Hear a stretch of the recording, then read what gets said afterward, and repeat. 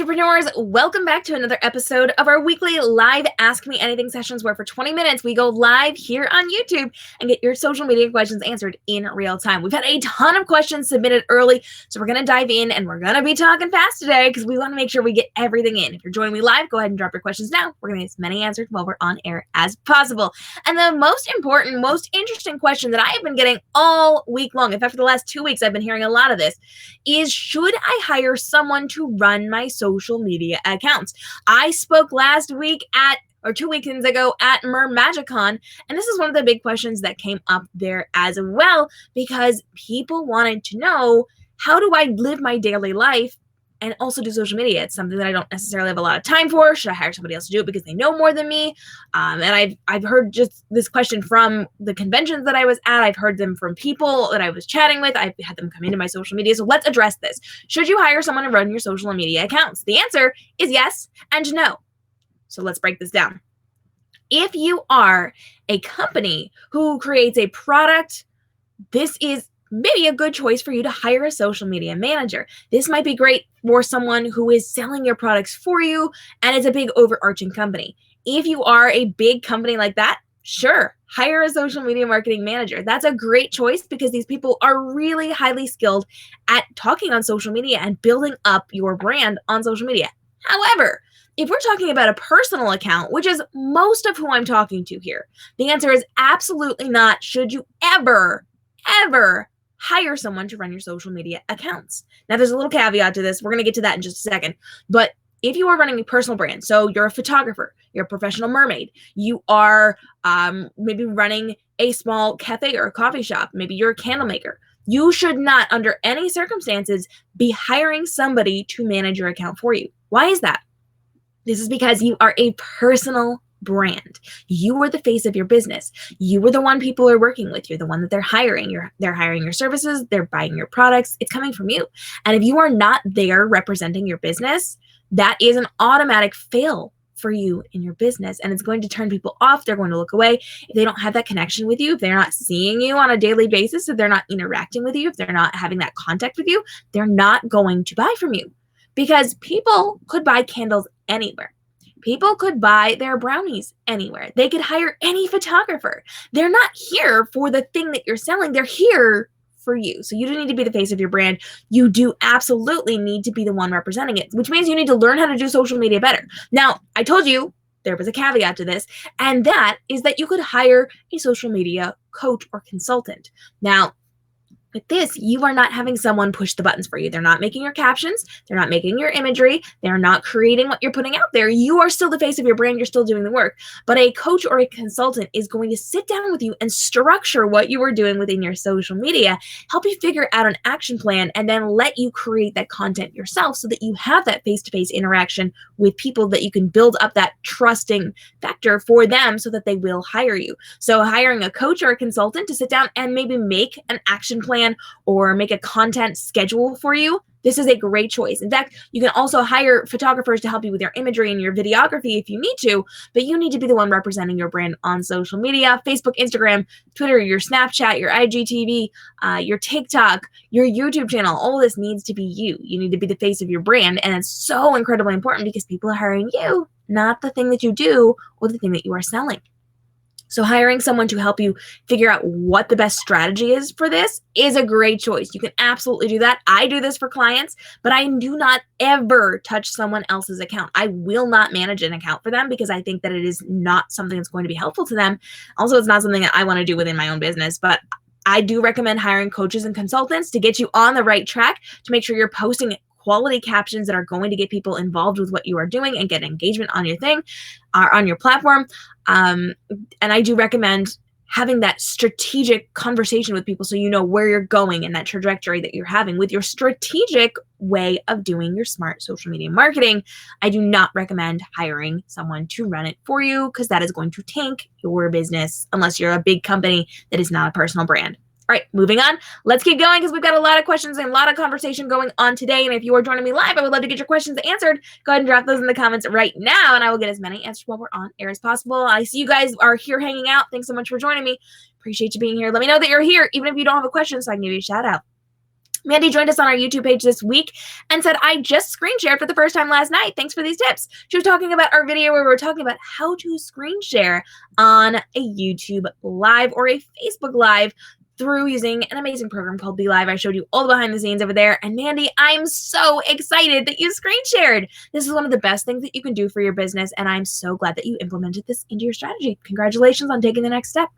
Danielle joined us and says, when choosing to go live, should we be worried if no one is watching? Does that affect the reach or anything if you're broadcasting to an audience of 0? All right, Danielle, we actually dropped a really great video this week all about this specific topic. So here's the deal. When you are going live, it's okay to go live to an empty room. There are some tips and tricks to get around it, to make sure that you are getting people to show up, to make sure you're getting that comment and engagement on your videos, whether or not you have people, and on how to build up your platform so that you don't have to worry about that. Now, we are continuing our live streaming conversation, and we're dropping brand new videos all about how to get people there. We are talking about, oh, hey, Danielle, she's joining us live. This is exciting. Excited to see you, girl. We're talking all about how to avoid live streaming fails, all sorts of amazing things within this series. So make sure you hit the subscribe and notification bell so that you do not miss out. It's okay to go live to an audience of 0. It's not going to hurt you. It is going to help you to make sure that you are doing it so that your replay is really, really good and really, really helpful when people are doing that. So as long as people are watching it like within 24 hours-ish, you're still going to get the points for that within the algorithm system. So you want to make sure that you have a quality broadcast, even if no one's there while you're live, because you're going to be using it in the replays, especially on YouTube. All right, moving forward. Sylvia joined us and said, wow, I love the beach. We were live streaming from the beach for last week's AMA. And she says, great Q&A. I've been using the same hashtag list. I'll make sure not to copy and paste those same hashtags. Thanks for sharing. Well, Sylvia, I'm glad that you are changing up what you're doing to make sure that you're not looking like a bot out on social media and making sure that you make the most out of your algorithm standing, which kicks out your content to more and more fabulous people. So I'm glad you're no longer copying and pasting those hashtag lists. If you have not checked out that video, make sure you do. It's right here on our YouTube page, and you don't want to miss out on this one. I answered all the good questions last week live from the beach.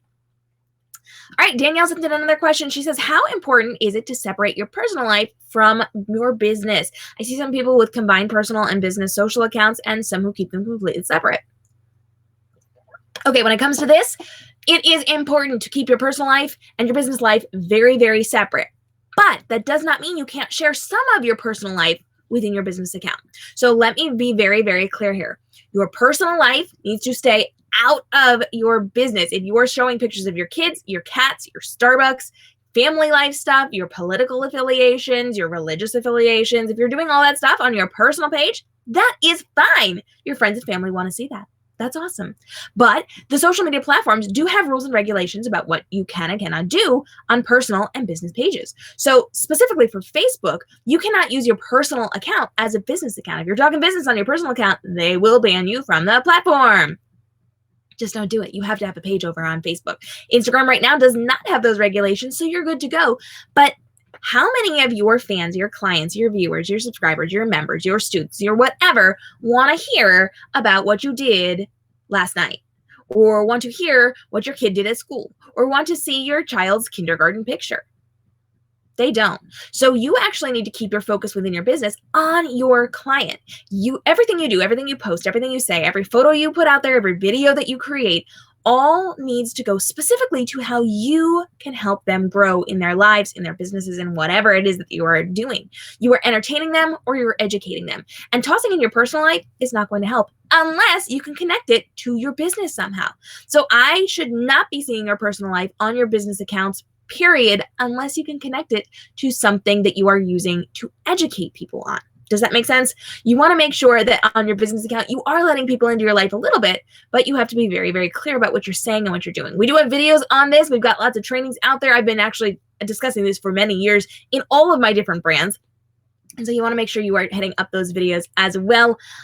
Keep your business and your personal life very separate, but you can show a little bit of your personal life within your business. And you can also show a little bit of your business on your personal life as well. Because let's be honest, if you're constantly posting on your personal pages about your business, do your friends and family always want to hear about this every single day, in and out, all the time? The answer is no. They don't. If you are a friend of mine on any of the social media platforms, or if you follow my business accounts, you will see I keep those very separate. That's because I don't mix my audiences, and I actually keep my businesses separate too. So like my author life does not infringe on my social media strategy life unless it can teach you something. Like I'm very, very clear about keeping those things very, very separate. And that is because my specific audience wants to see me for that specific thing. If I start throwing extra things in there, I start to confuse them. And as Donald Miller says, if you confuse, you lose, and your people will go away and your businesses will start to tank. It will not be a good thing. So keep those things separate and then just give them little bits and pieces when it fits in and it makes sense to educate people or entertain people with those little tidbits from your life. Okay. Serena joined us over on our YouTube page and says, really great tips. I will definitely use the Instagram ones. I was answering questions live from the beach last week, and I was chatting all about Instagram questions. You can go check that out here on our YouTube page as well. Serena, thanks for hanging out. Appreciate you being here.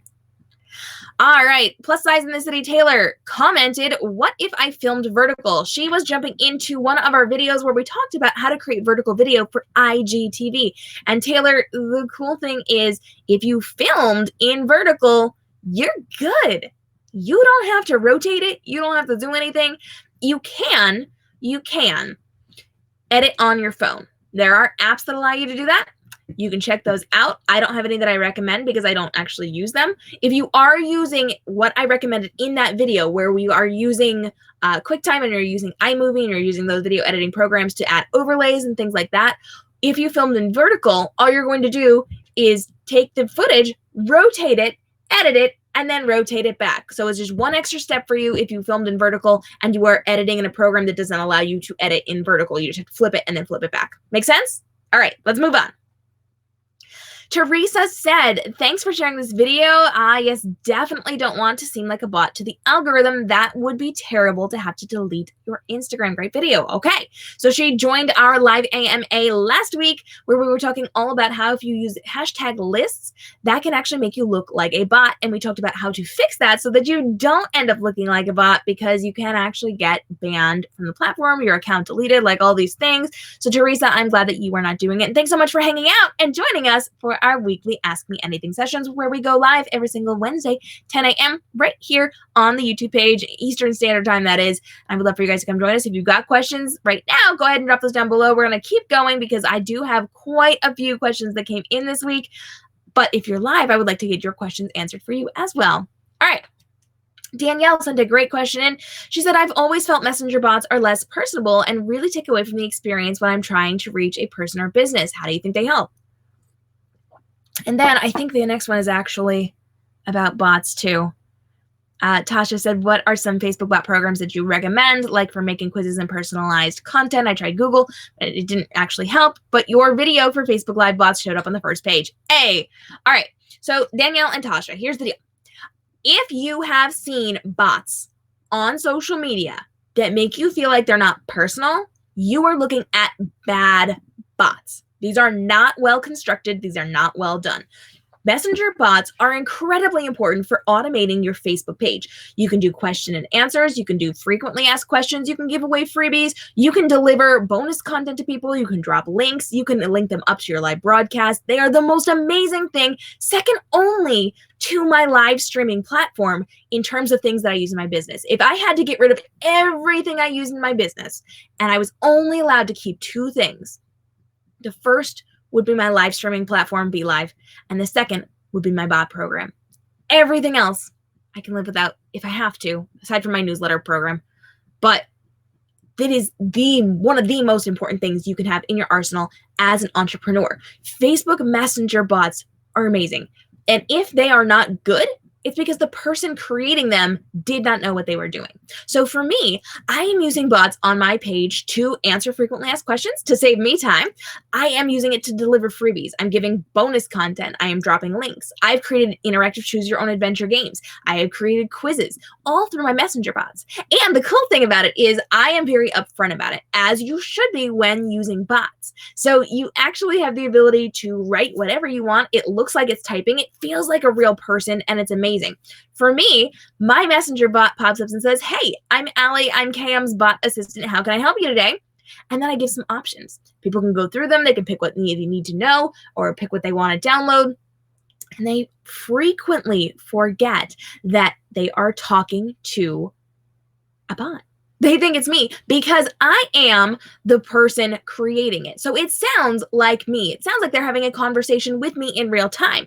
And it types like it's an actual person. And I can sit there and I can watch people go through the bots on my phone. I get notifications when people are going through some of my games. But these are amazing because it gives people content in real time without me having to be there. So let's say someone wants to come to my author platform and wants some of my bonus scenes.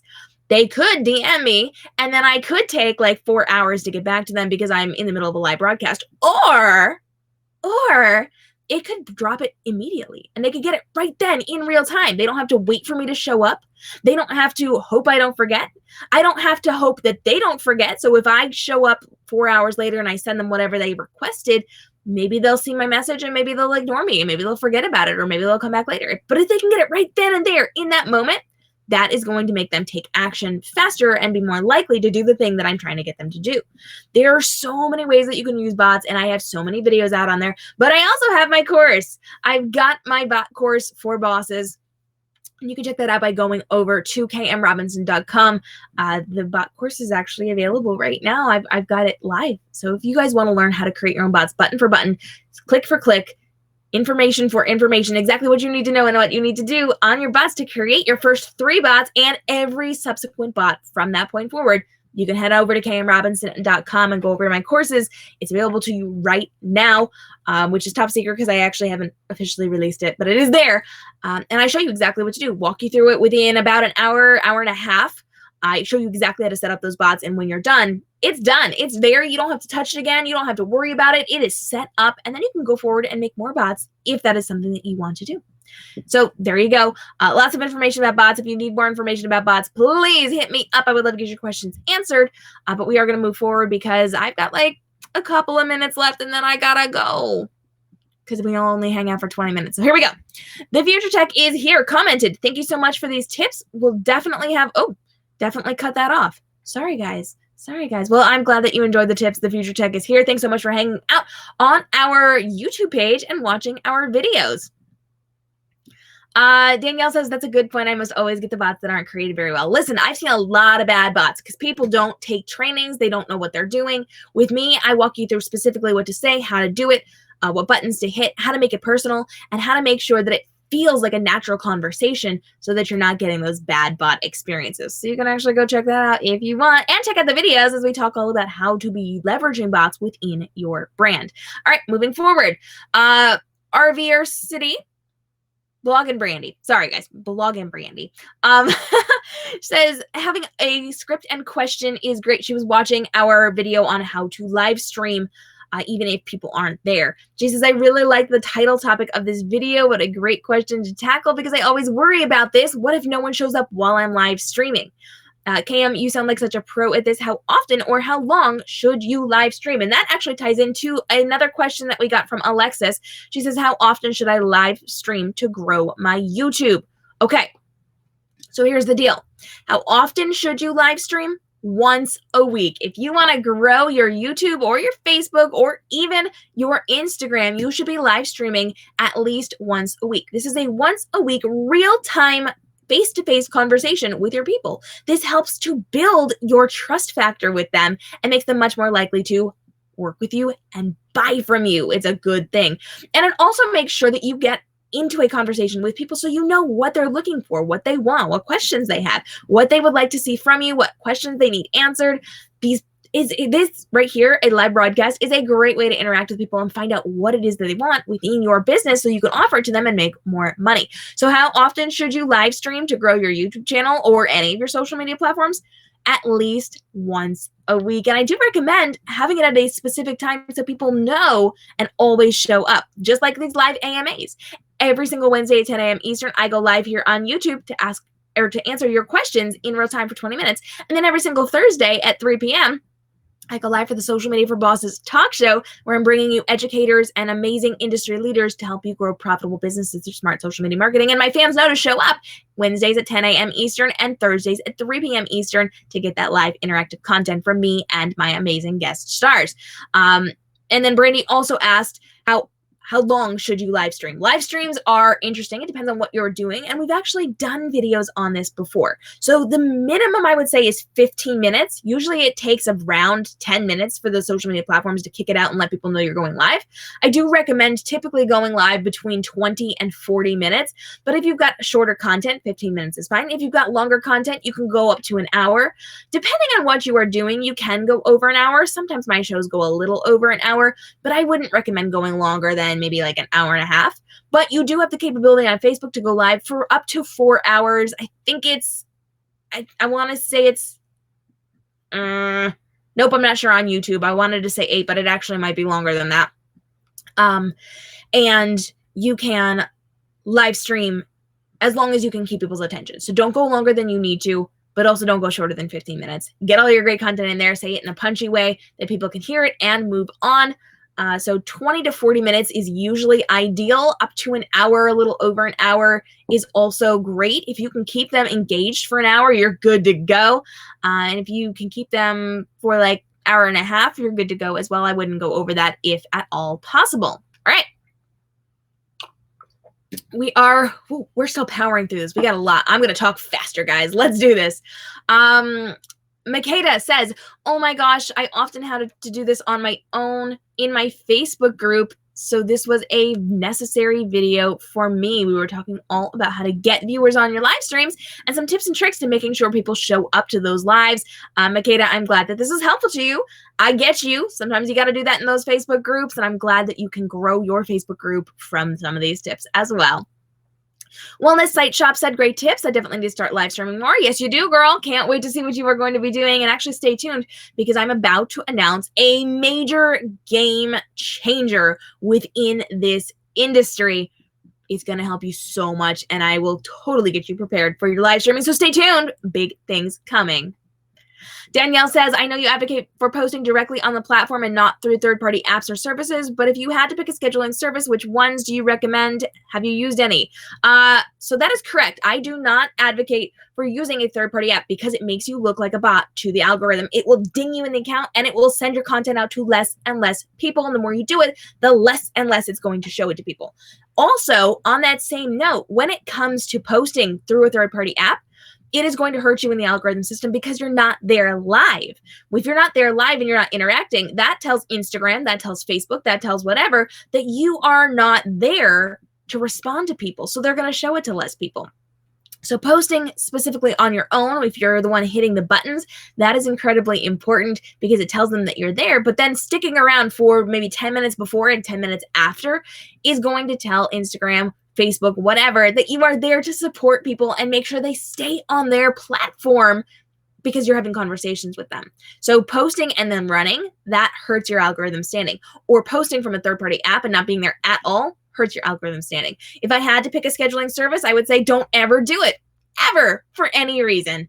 You can schedule things through Facebook, through actual Facebook. So if you're using native Facebook on desktop or on your mobile and you got to schedule it from your desktop. But if you are scheduling it through like Facebook, or if you're scheduling it through Business Manager for Instagram, you're fine. You can totally do that. I do recommend you show up for the 10 minutes after that's posted so that you can interact with people and have conversations and you're active on the platform. But you can totally do it through the specific app. Do not use a third party for scheduling for any reason aside from live broadcast. So you can use BeLive to schedule on Facebook and on YouTube, and that is totally okay because they are working with it, and they are partners for these companies, and they are posting in a way that actually registers as if you were doing it manually. So that's totally fine. She's not loving that I'm not loving scheduling software. Yeah, it's actually incredibly detrimental to your business, and you shouldn't use it for any reason, period. You are going to be scheduling, do it through Facebook native or Instagram native. Otherwise, it just traumatically hurts you.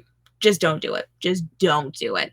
You can also save things in your drafts folder, and you can press the button yourself, set alarms on your phone. This is what I do, and it really helps your algorithm standing a lot. Accomplishes the exact same thing, but you are being more professional about it, and you're making sure you're taking care of your business as you are doing it.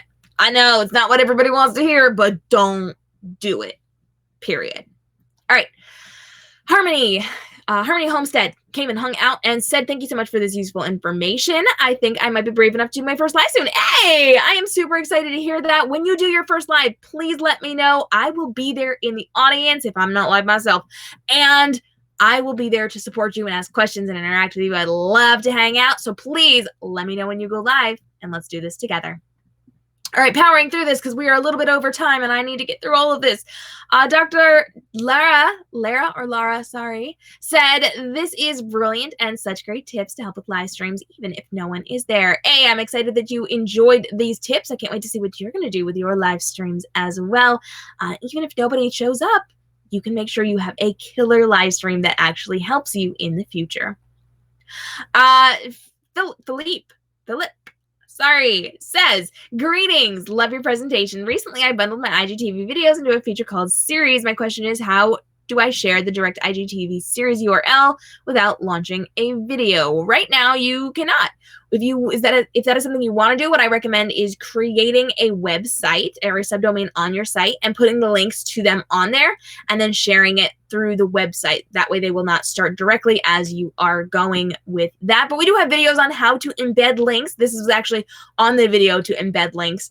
So you can learn how to embed your IGTV links onto your websites, your blogs, your other fabulous places that you are going to potentially be using this content. So make sure you check that out if that is something you are working on within your business. Lauren says, really enjoy this video. Definitely planning on implementing your Instagram tips. Yes, girl. I know that you always show up and you always implement these things. I love seeing what you're doing. So thanks for hanging out. And I'm glad that you are working on your Instagram. Silver Paw Studio says, your videos get me so energized to start live streaming. Awesome series. Thanks. Girl, I am so excited for you to start your live stream series. This is going to be so dang good, and I can't wait to show up to your very first episode. Hit me up when it's time. I would love to come join you, and I love your enthusiasm for getting started and implementing this into your business. All right, Danielle says, in your opinion, which social platforms are the most important for building a business? When it comes to this, it actually comes down to what type of business you are running. But for the most part, for just about everybody, the most important ones are Instagram, Facebook, and YouTube. Not necessarily in that order. In fact, YouTube might be the most important one right now because YouTube has searchable content. If people go to Google, which owns YouTube, in case you didn't know, Google owns YouTube. If you go to Google, or if people go to YouTube and they are looking for answers to something, they will find your videos. This is incredibly important. So having videos on YouTube is essential to your survival as an entrepreneur and your growth as an entrepreneur. Instagram is incredibly important because this is where people are, and the hashtag explore tab is going to be so incredibly helpful to people finding your business and getting to know you. Facebook is also incredibly important because it has a completely unique audience, and these people are more likely to buy. This is a good thing. This is a great place where you can foster that trust and get people onboarded with your business. So I highly recommend it. You can also implement things like messenger bots to help grow your business. So YouTube, Instagram, and Facebook are all ranked top 3 most important things that you can be doing on social media to grow your businesses. And they're actually like really closely ranked. I wouldn't even necessarily say one is more important than the other because those 3 are incredibly important to your businesses. All right, guys. Whew, that was a whirlwind of an Ask Me Anything. We've got a lot going on with these Ask Me Anythings. I would love to get your questions answered. So if you are joining me live or if you're on my replay, go ahead and hit me up with your questions. I'll save them for next week. And make sure you are checking out our podcast. We just dropped a brand new episode all about spring cleaning for your business. You definitely don't want to miss out on, because this is going to help you get your business ready to go into the next quarter. We're talking about paperwork. We're talking about your technology. We're talking about all the things you need to know to up your game and make sure everything is strategically aligned within your business so that you can move forward and grow at a faster pace and a more profitable rate within your business. And if you liked that podcast episode, make sure you stick around, because tomorrow we are going live right here on the YouTube page. We're doing a little bit of a spin-off and taking a deep dive look at one of the things we were talking about within that podcast episode. And that is specifically figuring out your posting schedule for your social media. And we're going to talk specifically about when should you be posting on Instagram. I have a freebie I am giving away for this one to help you actually figure out when the best time to post is and making sure that you're doing it so that you are getting that really great connection with people and you're getting the engagement that you need within your business. And that is going to be tomorrow. So hit the subscribe and notification bell so that you don't miss out on all the fun. We are going to be answering questions and talking live in real time. You do not want to miss out on this one. And then the following week, we're actually going to be bringing in a really cool special guest. I can't tell you about it just yet, but we will be dropping information tomorrow at the end of the episode. So make sure you stay tuned because we're growing your business. And actually, we're creating a brand new revenue stream within your business that barely takes any extra time and effort and is really going to help you grow and help develop your trust factor with your clients, students, education, people that you are talking to. So you don't want to miss out on this one. It's going to be all kinds of fun. Thanks so much for joining me for our live Ask Me Anything. We drop brand new videos here on YouTube every Tuesday and Friday. Our live Ask Me Anythings every Wednesday at 10 a.m. Eastern. Our Social Media for Bosses talk show every single Thursday at 3 p.m. right here on YouTube Live. And totally unique episodes of our podcast that have completely different content than our talk show drop every single Sunday. You do not want to miss out on these. It's streaming where all of the podcasts are streaming, including iTunes and Spotify. So make sure you subscribe over there. Stick around because we are dropping all the good stuff on our YouTube page. Plus, I told you I am doing something to help you with your live streaming that will change the way that you are running your business. It's going to make your life so much easier. It's going to save you a ton of time. It's step by step. And it is a game changer. So stay tuned because I am dropping info on this starting next week. Until then, drop your social media questions and I will see you in the next episode of our live Ask Me Anythings every single Wednesday. Have a great day and stay inspired, friends.